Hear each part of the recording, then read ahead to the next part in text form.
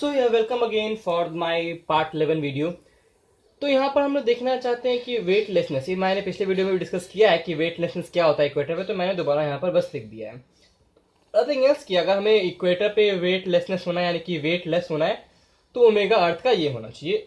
Okay, another thing कि हमें ये पता होना चाहिए कि जी इज इक्वल टू आर रो होता है। हमें कई सारा क्वेश्चन आता है कि रो इतना बढ़ गया या जी आर इतना बढ़ गया या आर इतना बढ़ गया तो जी कितना होगा, एक्सेलेरेशन ड्यू टू ग्रेविटी कितना होगा, उसका रिलेशन ये है जो याद रहना चाहिए।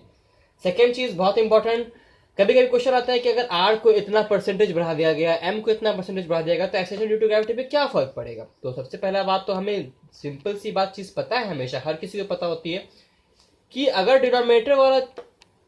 डिनोमिनेटर अगर घटता है तो ये बढ़ता है, न्यूमरेटर अगर घटता है तो ये घटता है, न्यूमरेटर अगर बढ़ता है तो ये भी बढ़ेगा और डिनोमिनेटर अगर बढ़ेगा तो ये घटेगा।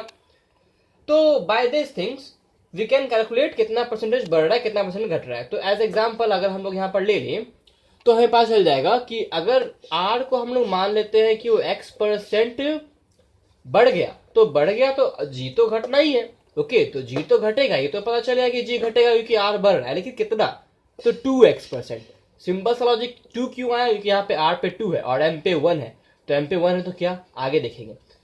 तो आर पे अगर 2 है तो जी 2x घट जाएगा क्योंकि आर बढ़ा, अगर ये x% घटता तो जी 2x% बढ़ जाता।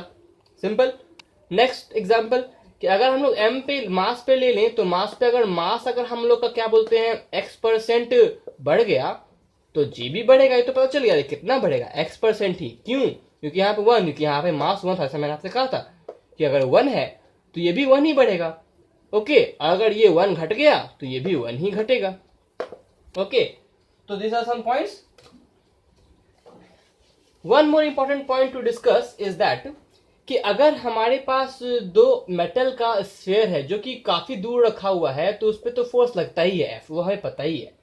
लेकिन कभी कभी क्वेश्चन आता है कि अगर हमारा दो मास अगर एकदम अगल बगल रखा हुआ है, ओके, और उस दोनों मास एकदम सट के रखा हुआ है और दोनों का रो ही है, दोनों का एम ही है मास और दोनों का रेडियस भी आर है, तो जो फोर्स होगा वो डायरेक्टली प्रोपोर्शनल, जो ग्रेविटेशनल फोर्स जो होगा वो डायरेक्टली प्रोपोर्शनल होगा आर के स्क्वायर के, नहीं आर के टू द पावर 4 के, वो भी डायरेक्टली प्रोपोर्शनल होगा ना कि इनवर्सली प्रोपोर्शनल। ऐसा हमने यहाँ देखा था कि F is directly proportional to 1/r square, so here F directly proportional to R to the power 4. Okay, so this is the thing. Another and the last point of the gravitation is this that कि अगर हमारे पास कोई एक satellite है जो कि अर्थ के around revolve कर रहा है, ओके, कोई सैटेलाइट अगर अर्थ के अराउंड रिवॉल्व कर रहा है हमारा किसी ऑर्बिट में, तो अगर उसका हम लोग वेलोसिटी बढ़ा दें, अगर उसका बढ़ा दें, ऑर्बिटल वेलोसिटी अगर इंक्रीज कर दें तो उसका काइनेटिक एनर्जी भी इंक्रीज कर जाएगा। सिंपल सा बात है कि अगर वेलोसिटी बढ़ रहा है तो काइनेटिक एनर्जी इंक्रीज करना ही चाहिए।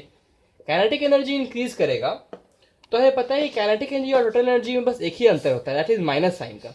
तो जब काइनेटिक एनर्जी इंक्रीज करेगा टोटल एनर्जी भी तो इंक्रीज करेगा, लेकिन माइनस साइन में इंक्रीज करने का मतलब कि ये लेस निगेटिव होगा। मान लिया कि टोटल एनर्जी -2 था तो अब ये -6 हो जाएगा, लेकिन -6 is less negative than -2, therefore -6 हो जाने समय वो लेस निगेटिव हो रहा है कहने का मतलब वो जीरो की तरफ बढ़ रहा है।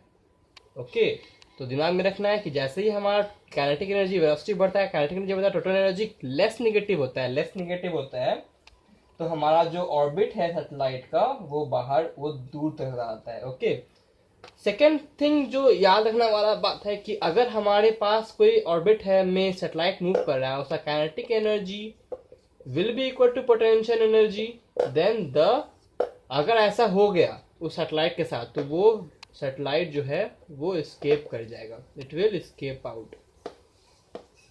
सो दिस एस्केप आउट के साथ मैं भी आपसे एस्केप लेता हूं। Okay, so see you in the next video with a new chapter. Thank you, do subscribe my channel and like the video.